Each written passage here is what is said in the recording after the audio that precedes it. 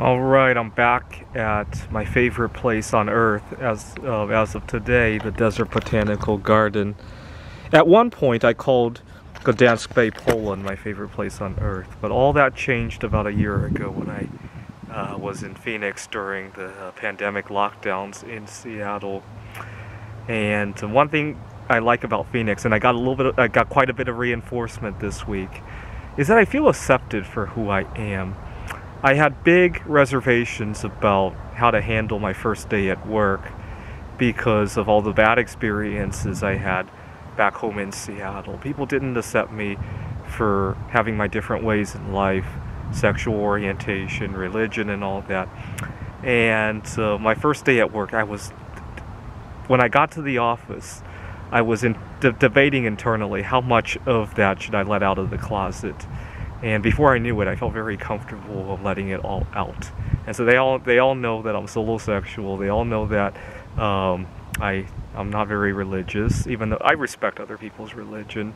And sometimes I'll even participate in various religious activities. I just have a different belief system. Let's put it that way, and we can agree to disagree there.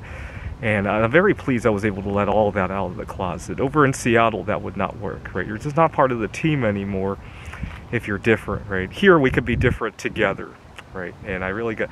The other place I got a lot of reinforcement in that was I went to my favorite board game meetup.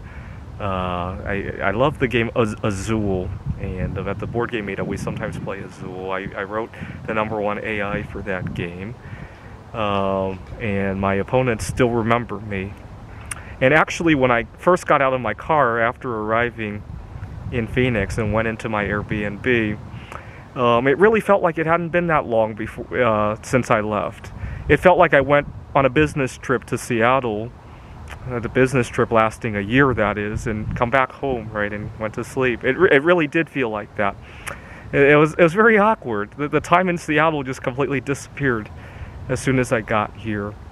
And just as I got into the Desert Botanical Garden today, it was like it wasn't that long ago when I was here. I still remember where everything was, and it was, you know, like I took a business trip.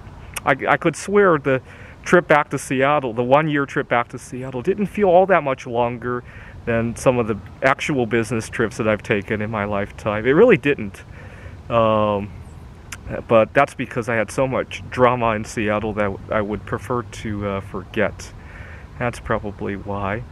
Anyways, I returned back home to spend eternity here, and I hope to have my wedding ceremony here at the Desert Botanical Garden, my solosexual wedding, that is. And I hope to be buried not too far from here when I'm gone.